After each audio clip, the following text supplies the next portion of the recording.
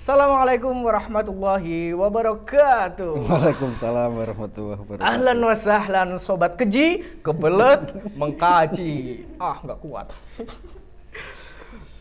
Oke, tetap bersama kami di channel Manu 01 Banyu Putih. Dan pada kesempatan kali ini sobat keji kedatangan salah seorang penguat atau salah seorang penegak dari sesuatu yang lemah. Cor-coran. Bukan ya. Salah satu penegak dari sesuatu yang lemas. Apa itu? Tentu iman manusia. Oke, dan pada kesempatan kali ini sobat keji dimanapun kalian berada, baik yang masih menuntut ilmu ataupun sudah dituntut ekonomi keluarga. Waduh, sudah mulai masuk ke topik ini ya. Oke, kita perkenalkan dulu siapa pemateri kita kali ini atau siapa tamu kita kali ini yang mana di sini menjadi bintang kita, yaitu Al-Ustadz ya, Al-Alim, Al-Ulamah. Waduh. Ngawur. Khairul Anam SAG Al-Haj. Sahih? Ya guys ya, sahih. Ya, boleh. Oke, langsung saja. Karena di sini kita akan berbincang tentang apa itu agama, apa itu konteks-konteks tentang, mohon maaf ya, dalam tanda kutip ya, agama di sudut seorang Gus itu bagaimana ya. Dan di sini kita berangkat, sebenarnya gini Gus, berangkat dari keresahan teman-teman, ada siswa-siswa dari madrasah-madrasah ataupun dari tingkat-tingkat SMA seperti itu ya. Di sini banyak dari teman-teman itu yang galau ya, yang galau karena apa? Karena setelah SMA saya mau apa ya, saya mau bagaimana, apa terabas saja nikah langsung kan asik ya, atau memilih untuk bekerja atau memilih untuk melanjutkan studi kan seperti itu. Tapi di sini ya banyak dari teman-teman kita yang walaupun masih SMA itu pikirannya sudah kemana-mana, sudah berpikir ke nikmat dunia. Kalau menurut jenengan bagaimana itu Gus? Gini, jadi sebelumnya kan kita objeknya adalah berarti siswa peserta didik yang di kelas 12 ya. Iya. Jadi kalau perspektif saya, kelas 12 ini kan mereka ibaratnya masuk dalam wilayah harus segera menentukan sikap. Iya, menentukan pilihannya ya. Ya pilihan. Sikap. Jadi 2 semester dari semester gasal dan genap ini, teman-teman yang ada di kelas 12 ini sudah punya jawaban dari pertanyaan-pertanyaan yang sebenarnya harus digali dari dalam diri sendiri. Kalau Samban tadi misalkan menyebut setelah lulus kita mau apa sih? Iya. Nah, kalau saya pribadi sebenarnya ini tidak belum lama saya temukan, artinya ya kurang lebih 1 tahun lah. Pertama mungkin dalam konsep saya pribadi, atau mungkin ya syukur-syukur sama sih dengan teman-teman kita yang ada di kelas 12 itu. Pertama, setelah lulus ini kita yang baik itu sebenarnya adalah melanjutkan sekolah lagi. Ya gitu. Itu yang baik ya. Yang baik. Tapi yang nikmat mungkin beda ya. Yang nikmat nanti. Iya. Yang pertama saya kok jadi nikmat. Rasakan kenikmatan ini Gus. Yang paling penting sebenarnya pertama adalah sudah punya jawaban apakah saya harus sekolah lagi apa tidak. Karena kalau lihat kalkulasinya, baik di madrasah, SMA atau SMK, mereka yang punya jawaban dari pertanyaan yang pertama, perspektif saya itu tadi, kalau katakan presentasinya ya paling masih 2%, 2-5%. Yang memilih untuk menjawab dari pertanyaan yang pertama, artinya dia harus melanjutkan apa tidak. Berarti masih ada jiwa kebimbangan di. Ya faktornya banyak sih, cuman ini saya prologi dulu dari pertanyaan yang pertama. Kalau seusia misalkan katakan kelas 12 itu berarti usianya kan 19 Ya 19 tahun 19 ya. lah, ya. 19 tahun itu kan ini ibarat benih, dia lagi apa ya, subur-suburnya. Jadi kalau ilmu kan harus supaya tidak kabur harus diikat, harus ditulis dan lain sebagainya. Nah, di usia 19 ini sebenarnya teman-teman yang ada di kelas 12 dia sudah harus bisa berpikir tentang ikatan tadi itu. Artinya oke, saya melanjutkan dengan cara apapun, saya berjuang tidak untuk hari ini tapi untuk menanam di hari-hari yang akan datang. Itu pertama. Kemudian yang kedua, pilihannya yang lebih, kalau diangkakan itu tadi 100% yang pertama. Kemudian yang kedua mungkin nilainya 80%. Rata-rata mereka setelah lulus saya rasa pengennya adalah kerja. Nah, ini nanti jadi timbul pertanyaan lagi, kerjanya mau kerja di mana? Kerja apa? Ya, modalnya sudah ada apa tidak? Modal itu kan satu kemampuan, dua katakan ijazah lah begitu ya, persyaratan di lembaga-lembaga pekerjaan yang lain. Apalagi yang sudah masuk institusi yang sangat besar, misalkan pabrik, mereka ngasih standar apa dan lain sebagainya. Ini juga harus disiapkan jawabannya. Apakah dengan satu lembar ijazah SMA itu teman-teman yang ada di kelas 12 ini sudah siap betul dengan kalau dia misalkan masuk di pabrik gitu, di pabrik atau di apapun lah ya, dengan segala konsekuensi dan resikonya kan gitu. Itu yang kedua. Kemudian yang ketiga yang saya sebut nikmat tadi. yang paling nikmat ya, yang paling nikmat ya itu padahal persentase dari nilainya itu yang paling rendah harusnya ya. Yang mana? Yang menikah itu nilainya yang paling rendah dari kalau dari nilai jenengan tadi itu. Iya, bisa dikatakan itu paling rendah. Tapi sebenarnya kalau menurut saya persoalan yang ketiga itu sebenarnya persoalan buntu. Kenapa buntu? Kok bisa buntu? Ya buntu karena dia mau melanjutkan juga tidak punya jalan, tidak punya akses beasiswa, akses biaya dan lain sebagainya. Kemudian yang kedua, dia mau kerja juga bingung dia kerja di mana, karena ijazahnya sudah tidak memenuhi untuk masuk di satu lembaga pekerjaan. Nah, akhirnya dia menikah. Berarti yang menikah itu sebenarnya mengalami kebuntuan terus akhirnya menikah gitu. Rata-rata begitu. Daripada saya tidak sekolah, daripada saya tidak kerja, ya sudah saya menikah. Tapi rata-rata yang untuk menjurus ke menikah itu ya kerja dulu kan, Gus, pastinya gitu kan? Ya seharusnya begitu. Makanya nanti kan ada bekal-bekal atau kesiapan yang sebelum kita memilih jawaban itu, tolong dipikirkan terlebih dahulu. Mungkin apa yang harus dipersiapkan, kemudian apa risikonya dan lain sebagainya. Mungkin gini, Gus. Kalau mereka yang memilih untuk menikah ya, Gus ya. Ya menikah ya, karena kita nanti bahasanya menikah Gus. Ya. Kita membahas nikmatud dunia. Nah, seperti itu ya. Jadi kita nanti bahasnya nikah Gus. Iya, seperti itu ya. Jadi kenapa mereka memilih menikah? Mungkin karena banyak saat kondangan apa ya bahasa Indonesianya ya? Saat kita ziarah ziarah ke tempat pernikahan ya, silaturahim ke teman yang sedang merayakan pernikahan. Itu lebih tepatnya gitu ya Gus ya. Ya gitulah. Itu kan banyak diucapkan selamat menempuh hidup baru. Nah, mungkin kenapa memilih menikah ya karena itu Gus. Karena aduh buntu apa ini, wah kita nikah saja biar menemukan hidup baru. Tapi kayak gini, sebenarnya orang yang dengan usia 19 tahun atau 20 lah, atau usia di mana seharusnya dia sedang menempuh pendidikan tinggi. Berarti 20 sampai 22 atau 23 lah. Itu ketika dia memilih untuk menikah sebenarnya bukan malah menempuh hidup baru. Tapi malah menempuh bencana baru menurut saya. Wah, kenapa itu? Karena orang dulu kan kalau ngomong begini, menikah itu enaknya sebulan. Iya. Tapi nggak enaknya seumur hidup. Berarti nggak enak terus. Kalau udah sebulan tuh udah kadaluarsa berarti ya.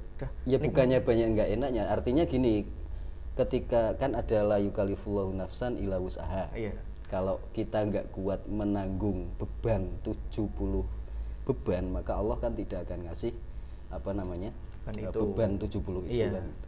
Tapi bagi orang yang sudah menikah, menurut saya Allah akan justru akan diberikan beban yang lebih banyak. Artinya kita masuk ke dalam wilayah tanggung jawab dan masalah baru. Contoh misalkan dengan kalau di resep akad nikah itu kan ada qabil tu. Oh iya, qabil Bahasa tu. ijab qabul kan. Ijab qabul itu kan sebenarnya sangat sakral sekali. Artinya Kan hanya persoal penerimaan sebenarnya sih, Bos. yaitu bukan hanya soal penerimaan, artinya ketika kita diijabi kemudian mengatakan qabil tu itu menurut saya koma di belakangnya adalah saya menerima nikahnya si A, si perempuan A, dengan konsekuensi siap menanggung beban hidupnya, siap mendidik jalan hidupnya, siap ngerumati anaknya nanti, siap macam-macam. Menanggung dosanya juga, Bos.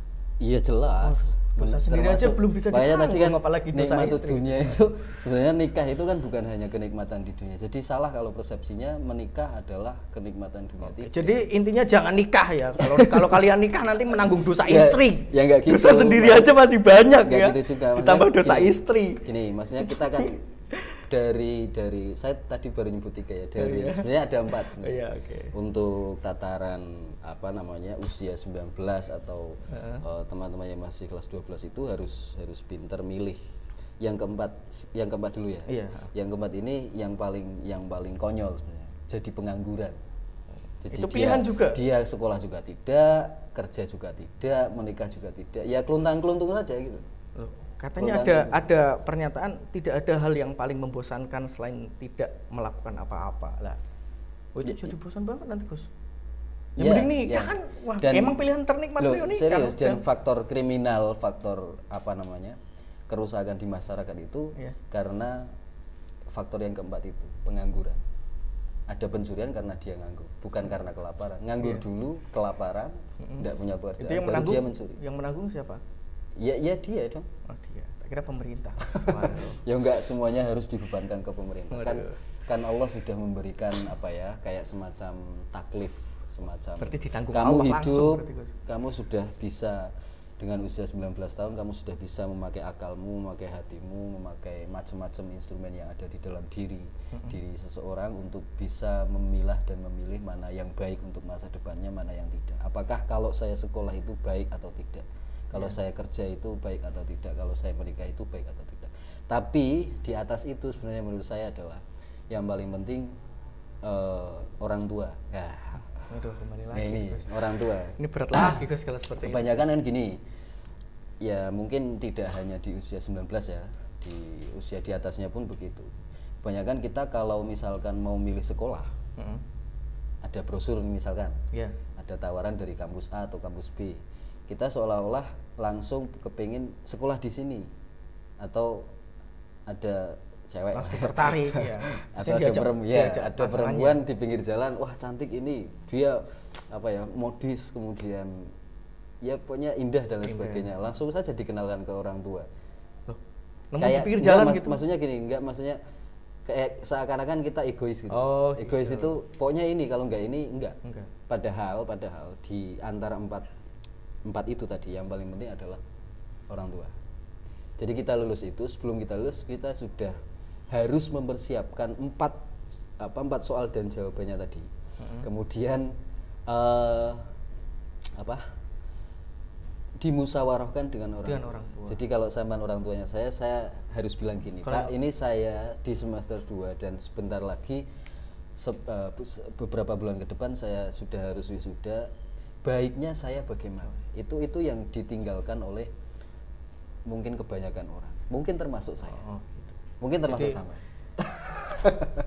Mungkin termasuk yang orang tuanya udah nggak ada.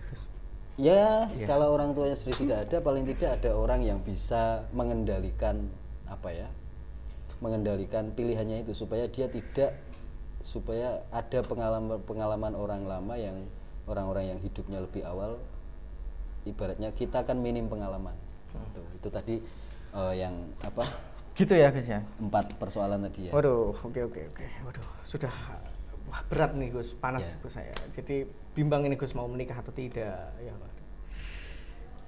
Ada itu pilihan yang berat Gus. Itu pilihan yang berat, pilihan berat. Kalau sampean kan Menikah atau tidak? Waduh. ya kalau Pilihannya menikah atau tidak atau menikah atau ya gini, sekarang gini. atau nanti ya gitu ya. Saya pernah dulu ya, maksudnya pengalaman ya. Jenengan dulu Ini- langsung menikah atau gimana Gus? Enggak Langsung lah, enggak. enggak. Tapi pikiran menikah sejak Kalau- kapan itu Gus? Pikiran menikah? Pikiran menikah itu ya ketika banyak faktornya banyak. Kalau kita dapat undangan dari teman sekolah kita dulu atau kita pas main ke rumah saudara gitu kan, biasanya kan Ditanya. kondisi sekitar kan itu dibaca oleh orang yang ada di kanan kiri kita kan gitu. Kadang ditanya nyusul kapan gitu. Nah itu termasuk alasan kenapa orang harus menikah. Salah satunya itu. Iya. Selain giroh dari dirinya sendiri untuk menikah. Ya itu gini kalau guru saya pernah mengatakan hidup itu harus seimbang. Itu Kiainya Kalau- Gus iya. atau Gusnya Gus atau Habibnya Ya, pokoknya Gus guru atau- saya. Oh iya gitu. Gurunya Gus berarti ya. Iya. Kan kalau di fikih itu kan konsep fikih, Ha-ha. kitab loh, bukan isi fikihnya itu kan pertama kita harus ngaji dulu tentang toharoh, berarti kita harus suci dulu, Suci kan? dulu. kita apa ya, kita berakhlak dulu. Iya. Suci lah, suci itu bisa akhlaknya, bisa semuanya, kita membangun diri dulu ibaratnya. Kemudian ibadahnya yang kedua, ubudiyah itu kan mengajarkan begitu. Jadi sebelum munakahah itu harus toharoh, kemudian ubudiyah. Ini bagi yang mau menikah loh Mau ya. menikah. Bagi yang kalau mau Kalau yang yang enggak- mau kerja ya. beda Iya, lagi berarti nanti, beda Mas. lagi ya. Kalau Itu sama berarti kan- hal yang bentar saya belum selesai. Oh iya udah. Kemudian yang kedua adalah ubudiyah. Ubudiyah itu artinya ibadahnya harus dikencengi. Karena ketika kita nanti masuk ke lembah pernikahan itu ibarat pionir, kita sebagai laki-laki kan menjadi imam atau Jadi imam. apa ya, pemimpin lah. Imam itu pemimpin yang bertanggung jawab. Iya. Jadi kanan kiri tetangga masyarakat itu pasti nyawang. Pasti nyawa, apalagi kalau kita sudah punya anak. Sawang sinawang Gus jadinya. Ya memang begitu sama Sinawang. Tapi kan paling tidak ada fastabiqul khairatnya. Keluarga saya harus lebih baik dari keluarga Waduh. tetangga saya. Keluarga saya harus lebih akhlaknya lebih baik dari ekonominya, harus lebih gitu. Jadi ada fastabiqul khairatnya. Nanti kalau udah sukses, kalau udah kaya kan jadi bisa sama tetangga lain. Wah. Yang ketiga, kalau mau pakai konsep fikih, berarti setelah ibadahnya selesai, ya minimal sholat 5 waktunya, kemudian puasanya dan lain sebagainya. Itu yang Kemudian, harus dipersiapkan dulu ya Gus ya, ya, sebelum kita muamalahnya harus dibangun juga. Jadi muamalah itu kan isinya pekerjaan bisa, tijaroh, pekerjaan. Jadi itu terserah nanti mau berdagang, mau bertani, mau masna itu kerja pabrikan atau konveksinan dan lain sebagainya, sama dengan iya. konveksi. Paham. No kelambi nandalan cukup jahit kan. Ya enggak gitu juga ya. Udah pemean lah cukup jahit. Terserah mau nanti kerjanya apa. Nah, muamalah ini harus diseimbangkan dengan ibadah, karena mau tidak mau ketika kita mau menikah itu bicaranya sudah tidak seperti anak pacaran. Kalau anak pacaran itu kan dia bicara cuma 2 orang, aku dan kamu, kan gitu doang. Ya, aku dan kamu. You and me. Wah. You and me, ana wa anti, kan gitu. Ana wa anta. Tapi kalau berkeluarga itu ada 2 kubu besar. Ada 2 kubu besar, keluarga si A dan keluarga si B gitu. Jadi kalau kita makanya di dalam pernikahan itu kalau ada apa-apa, maka itu sudah bicaranya, problemnya sudah tidak lagi antara si A dan si B saja. Tapi dengan keluarga Tidak aku dan besarnya kamu saja. juga. Iya, tapi keluarga si A dan keluarga si B. Nah, wasitnya siapa? Kalau saya mengibaratkan wasitnya adalah tetangga dan masyarakat. Wah, kenapa seperti itu Gus? Ya karena gini,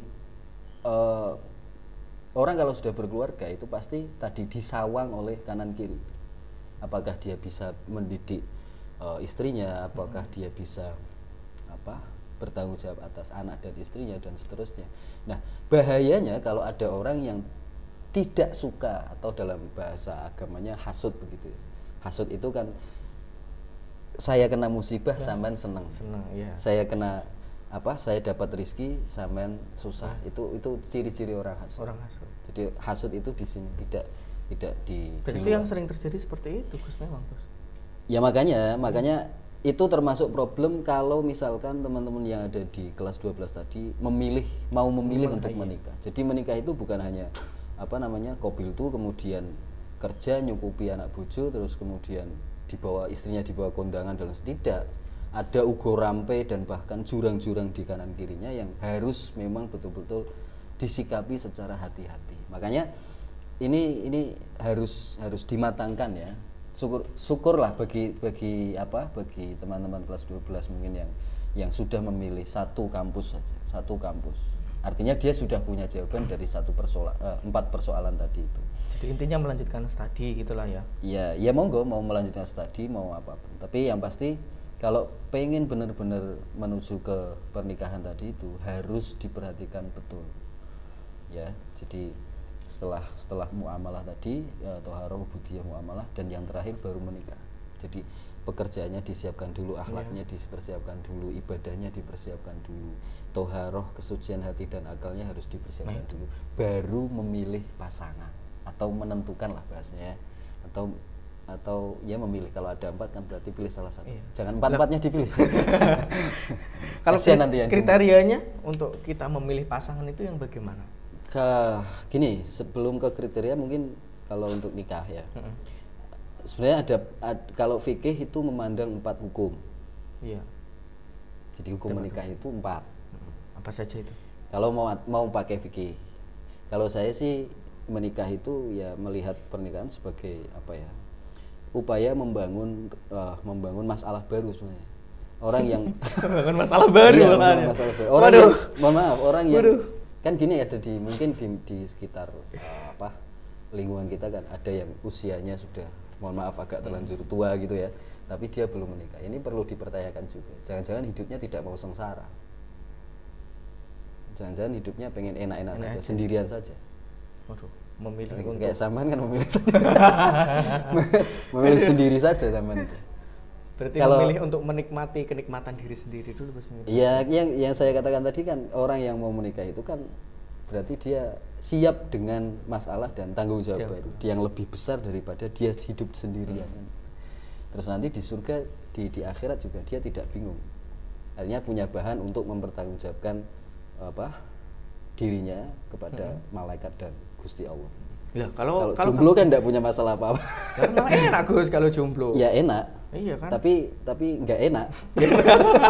Enak tapi enggak enak. Enak tapi enggak enak. Aduh. Kalau 4 hukum itu ya, 4 hukum itu kan pertama ada orang tipenya gini, ada orang yang taikun qadirun. Taikun qadirun itu orang yang secara biologis dia ngebet nikah. Paham ya? Ngebet nikah. Ngebet artinya dia normal. Sarap. Oh. Wah, saya butuh mohon maaf, butuh lawan jenis ini untuk pelampiasan ini. Bukan pelampiasan. Untuk nyambung. Untuk nyambung keturunan kan itu. Pertama ada orang yang kebelet pengen nikah berarti. Bukan bekelet menggaji ya. Iya, pengen menikah, terus dia mampu secara finansial. Iya. Karena ada orang yang kepengen tapi mohon maaf tidak mampu secara finansial. Maka fikih memandangnya sebagai kesunahan. Ini biasa yang terjadi di ranah masyarakat umum kita. Nah, persiapan itu apa? Persiapan itu ya macam-macam. Ada ekonominya, mentalnya, kemudian kesehatan dan lain sebagainya. Ini belum nanti memilih kriteria yang bagaimana. Jadi mohon maaf, wanita itu kan memang dipilih, bukan memilih. Kalau laki-laki memilih, kalau wanita dipilih. Jangan sebaliknya. Itu konsep saya. Kalau sebaliknya nanti tidak kufu. Kata Imam Syafi'i tidak kufu. Kufu itu kan nanti dibahas di next session dibahas di belakang. Kemudian yang kedua ada khilaful aula. Khilaful aula itu bagi orang yang ini hukum ya, bagi orang yang mampu, bagi orang yang pengen nikah tapi dia tidak mampu secara finansial. Pengen nikah lah. Tapi enggak. Ya, tidak punya. Ya kerja lah. Ya dia enggak kerja. Makanya pengangguran tadi itu bahaya. Iya, pengangguran tadi itu bahaya. Sumber bencana kehancuran keluarga. Katanya setelah menikah itu akan membuka Itu kan kalau sudah, rezeki. iya kalau sudah punya Iya modal kan gitu. Kan. Kalau sudah punya modal apa kuda-kuda atau ancang-ancangnya sudah panjang. Jangan spekulasi, wah saya lulus nikah enak, enggak semudah itu. Terus yang ketiga bisa makruh juga sih.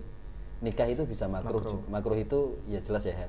Iya. Makruh itu bagi orang yang tidak mampu, tidak ingin nikah, juga dia tidak mampu. Lah kenapa dia tidak ingin nikah? Ya, itu perlu dipertanyakan. Jangan-jangan ada kelainan. Itu yang keempat. Ini dari hukum dulu. Itu ya. makruh berarti. Makruh. Tapi emang ada ya Gus ya? Kalau dipaksa makruh. Kalau tidak mampu kan Ya. masih sesuai realita lah. Tapi kalau tidak ingin tuh Mm-mm. Kalau kasusnya seperti Imam, mohon maaf ya, ada cerita Imam Nawawi itu kan. cerita lama ini. Imam Nawawi Madinah. Bukan? Iya. Kalau Kiai Nawawi itu tulisannya tidak pakai al. Jadi Nawawi Banten, Kiai Nawawi bin Umar itu tidak Nawawi, tapi kalau Imam An Nawawi itu kan Nanti pakai al. ya yang pakai al itu berarti Itu makrifat. Madinah. Itu kan mohon maaf. Beliau tidak memilih untuk menikah. Memilih untuk tidak menikah. Iya, memilih untuk tidak menikah. Kenapa? Karena terlanjur sangat mencintai ilmu pengetahuan. Itu juga jangan sampai sebenarnya. Nah, berarti Imam siapa tadi? Imam An-Nawawi. Imam An-Nawawi itu ya gimana itu jadinya Gus? Itu orang spesial. Orang spesial. Artinya beliau sudah tidak butuh itu. Saya butuhnya ilmu. Nah, Butuh ilmu, kita nggak kan butuh tidak. istri gitu. Hah? Butuh ilmu udah nggak butuh istri berarti kan? Iya. Kalau kita kan tidak. Kalau kita kan harus seimbang. Ya kerja, ya sekolah, ya belajar, ya punya ijazah, ya berkeluarga, ya punya anak. Normal-normal saja kan enak. Ya gitu. Orang hidup itu kan paling enak mengikuti lingkungan sekitar kan gitu. Temannya tahlil keliling ya kita tahlil keliling. Bukan malah nongkrong di perapatan sama genjreng-genjreng gitu. Tapi kalau genjrengannya sambil melantunkan tahlil atau hafalan alfiyah mungkin Tetap nggak boleh. Soalnya genjrengannya di pengimaman masjid. Waduh. Nah gitu. Oke. Oke, itu yang terakhir bisa wajib juga. Menikah bisa wajib. Bisa wajib. Iya, bagi orang yang bernadar. Ini spesial. Misalnya gini, sampean kalau mohon maaf ya. Kan sampean kerja ini ngabdi ya. Ngabdi, iya. Kalau di madrasah kan ngabdi, Ngabdi, bahasa iya, bukan ngabdi. kerja. Ngabdi itu kan berarti Buddha, berarti sampean Buddha. Iya. Orang yang nadar misalkan sampean punya unek-unek atau punya impian. Saya tak ngabdi di madrasah. Nanti kalau sudah sampai 3 tahun saya mau menikah. Itu jadi nadar. Gitu. Ya, maka tolong hati-hati ketika mengucapkan kata-kata itu. Seperti itu. Hanya Wes cukup kata-kata aja iya, sudah itu berupa jadi nadar. nadar. Wes engko gampang nek sampean nek saya dapat gaji atau dapat hasil penjualan dari barang saya senilai 3M sampean tak belikan mobil. Itu jadi nadar. Maka fikih memandang itu sebagai sebuah kewajiban. Kalau sudah sampai 3 tahun misalkan kasusnya sampean mengabdi 3 tahun ya. Terus kemudian tidak dilakukan, konsekuensinya adalah dari hukum wajib itu. Kalau dilanggar ya berarti dosa besar. Itu kira-kira 4. Maka di sunnahnya tadi yang pertama bagi orang yang secara biologis punya keinginan menikah, kemudian mampu secara finansial, maka biasanya yang terjadi yang dipakai dalil yang dipakai di masyarakat pada umumnya adalah an-nikahu sunnati. Faman raghiba an sunnati falaisa minni. Biasanya ada orang yang menafsirkan an-nikahu sunnati itu jadi bacanya bukan an-nikahu sunnati loh Gus. Apa? An-nikahu santai. Itu gitu karena dia pemalas. Karena dia pemalas ya. Ya, malas. Oke. Nah, dalilnya biasanya itu. Oke. Kira-kira begitu. Iya, kira-kira begitu ya. Oke ya, jadi mungkin kiranya seperti itu obrolan kita di Keji Kebelet Mengkaji ya. Dan yang sudah kita kaji adalah tentang nikah. Jadi intinya Bukan menikah. Bukan. Bukan menikah. Bukan menikah maksudnya. Baru mau masuk. Jadi ke pernikahan. Ngelongok dong. Nikah itu enak nggak sih? Ngelongok itu nikmat nggak sih? Ternyata Ya nanti setelah ini. Ya udah tadi Gus, tadi kan udah. Setelah ini kita nikah. Ya seperti itu ya.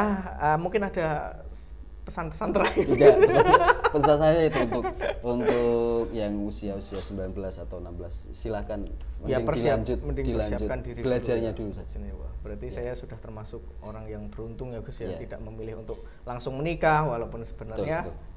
sebenarnya aku ya pengen nikah ya Gus ya. Tapi nggak Ya. berkelainan kan. Oke, mari kita tutup. Waduh, mari kita tutup ya. Mari kita apa sih? Mari kita akhiri. Ya. Mari kita akhiri sesi keji kebelet mengkaji pada kesempatan kali ini dengan bacaan hamdalah ya guys ya. Alhamdulillahirabbil alamin. Ya, jangan lupa di subscribe channel MANU 01 Banyu Putih. Jangan lupa subscribe, like, and comment. Ya, seperti itu ya Gus ya. Ya. Jadi di kalangan Gus-Gus juga nanti diinfokan ya biar tenar ada YouTube seperti itu ya Gus. Iya. Ya, paham ya. Oke. Siap, mungkin itu saja. Ya, itu saja sobat keji ya. Langsung saya tutup saja ya Gus ya. Iya, ditutup. Iya. Wassalamualaikum warahmatullahi wabarakatuh. Waalaikumsalam warahmatullahi wabarakatuh.